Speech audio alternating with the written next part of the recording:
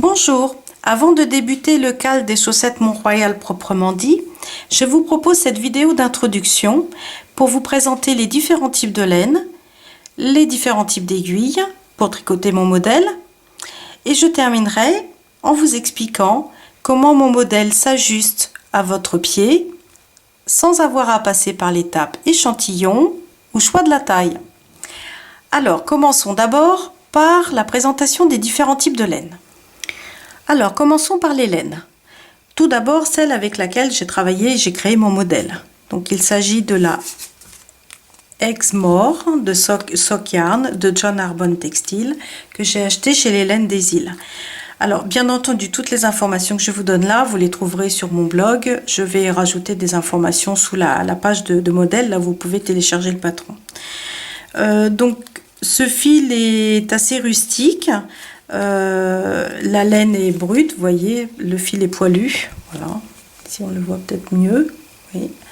En revanche, elle est vraiment très douce, je peux vous l'assurer. J'ai déjà fait essayer mes chaussettes à une petite dizaine de personnes, elles ont toutes énormément apprécié la sensation. Elle contient 15% de nylon et une grosseur de 400 mètres au 100 grammes, donc une grosseur classique pour des chaussettes, hein, on appelle ça la taille fingering ou famille chaussette, en tout cas pour les fils. Donc il vous faut de toute façon, je vous conseille très vivement un fil taille chaussette hein, pour ce modèle, en tout cas je l'ai créé pour ce type de fil, donc grosso modo 400 mètres au 100 grammes. Donc, pour en revenir à la Exmoor, elle est poilue. Donc, la définition du point sera moins intense. Mais du coup, le rendu sera un petit peu plus rustique et correspond assez à l'idée que j'avais poursuivie à la création du modèle. Voilà. Avec les 15% de nylon, elle sera bien sûr résistante. Cette laine existe en 5 ou 6 coloris sur le site de Laine des Îles. Vous avez ensuite les grands classiques, hein, c'est-à-dire au sens, vous pouvez très bien choisir la Fabelle de Drops. D'ailleurs, c'est celle que j'utiliserai pour les vidéos du cal. L'avantage, c'est qu'elle est disponible en une gamme de coloris vraiment importante. Je pense qu'on a dépassé les 30 coloris.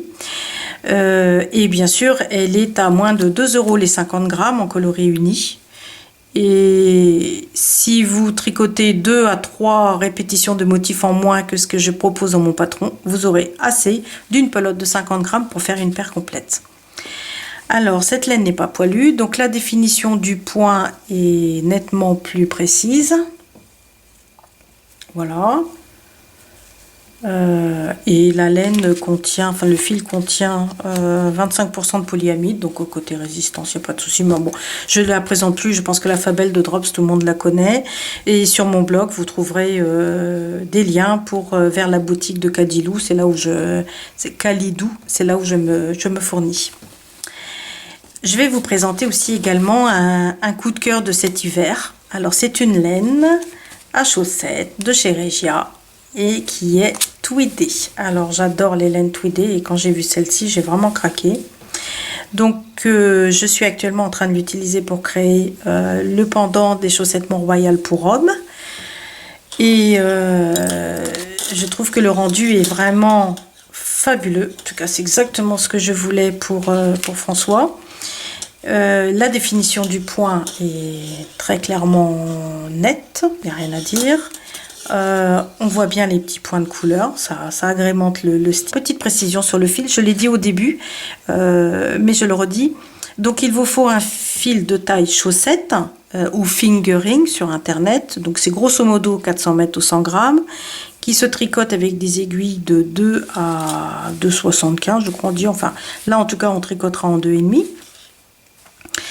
Et compte tenu du modèle, voilà, de l'effet torsade, vous pouvez voir ici ou ici, je vous conseille très vivement un coloris uni, unicolore ou légèrement, comment je pourrais dire, légèrement dégradé, enfin, mais pas de multicolore, enfin on verra nettement moins le motif avec un fil multicolore. Enfin, éventuellement avec une laine mouchetée, très légèrement, pourquoi pas. Mais enfin voilà, moi pour l'instant c'est vrai que je suis partie sur une laine totalement unie et sur une laine tweedée. Et pour les vidéos sur une autre laine unie. Donc voilà, mais bah, écoutez, si vous avez envie d'essayer avec un fil multicolore, pourquoi pas, hein. En tout cas je serais curieuse de voir le rendu. S'agissant des aiguilles, comme le modèle des chaussettes Mont-Royal se tricote en rond, deux options se présentent, ou les aiguilles circulaires, donc deux aiguilles reliées à un câble, ou des aiguilles double pointe. Alors, l'avantage inconvénient, on va commencer à parler des aiguilles circulaires. L'inconvénient principal qu'on peut lui reprocher, c'est de devoir dans ces cas-là adopter le système du Magic Loop. Donc c'est en fait, bon, vous le verrez dans le vidéo tuto, mais on tricote la chaussette ainsi et on se retrouve avec une boucle de chaque côté ici. Donc quand on a fini de tricoter les mailles qui sont là, on tire le câble et puis on tourne la chaussette. Et en fait, c'est un coup de main à prendre parce qu'en réalité, ça présente pas particulièrement de difficultés. Il faut simplement s'y habituer un petit peu et pratiquer. En tout cas, pour le Magic Loop, il vous faut quand même un câble relativement long. Donc moi, en tout cas, je trouve que en dessous de 80 cm, ça commence à faire un peu juste pour avoir assez de câbles pour faire les loops de chaque côté. Voilà. Je sais qu'il y a aussi maintenant pour tricoter en circulaire, des aiguilles circulaires qui font au total 23 cm, y compris les petites aiguilles. J'ai pour ma part essayé, j'ai pas réussi en tout cas à faire ne serait-ce qu'un rang. Je reconnais que je n'ai pas pratiqué. En tout cas, ça peut vous convenir et ça vous évite de faire le Magic Loop. Donc si vous avez envie d'essayer, pourquoi pas, c'est peut-être l'occasion. Sachant qu'on va tricoter en 2,5. Alors, sauf si vous savez que vous tricotez extrêmement large, enfin en tout cas assurément nettement plus large qu'une moyenne, donc d'une moyenne pour un fil de 400 mètres au 100 grammes, si vous n'êtes pas à plus ou moins 30 mailles sur 10 cm, dans ces cas-là, peut-être qu'il vous faudrait descendre à des aiguilles de 2,25. Si vous êtes persuadé, enfin en tout cas si vous êtes certaine de tricoter plus serré que la moyenne, donc toujours 30 mailles au 10 cm pour un fil fingering de 400 mètres ou 100 grammes, dans ces cas-là, je vous propose de descendre en 2,75. Mais honnêtement, je vous l'expliquerai à la fin, compte tenu de la façon dont j'ai créé le patron, je vous assure que ça peut très bien supporter une différence de 2 à 3 mailles au 10 cm. Vous avez aussi les aiguilles double pointe. Donc ici, c'est des aiguilles double pointe en bois de Chiago. Donc elles me sont livrées avec 5 aiguilles. On tricote avec 4 aiguilles. C'est 4 aiguilles qui supportent les mailles et puis la 5e qui tricote.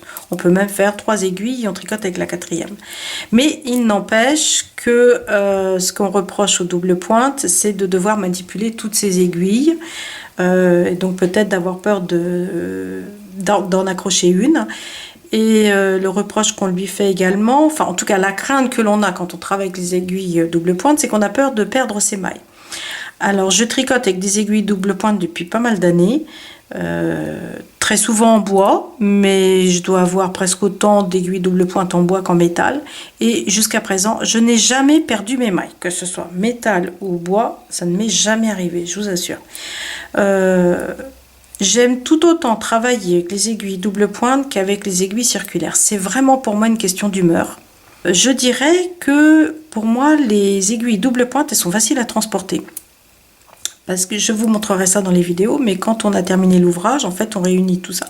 On met un embout ici, un embout là, et puis hop, on trimballe et ça bouge plus. Tandis que là, avec le câble, on a toujours ce câble qui va de toute façon à un moment donné traîner, accrocher, etc.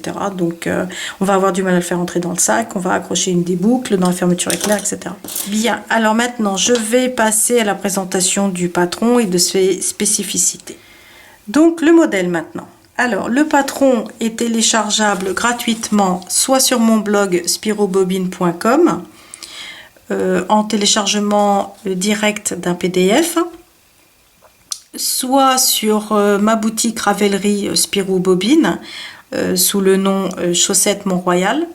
Ou alors l'e-book complet qui regroupe 19 patrons de chaussettes, dont les chaussettes Mont-Royal, et qui est sorti également la semaine dernière sous le nom de Sock Design Party Volume 1.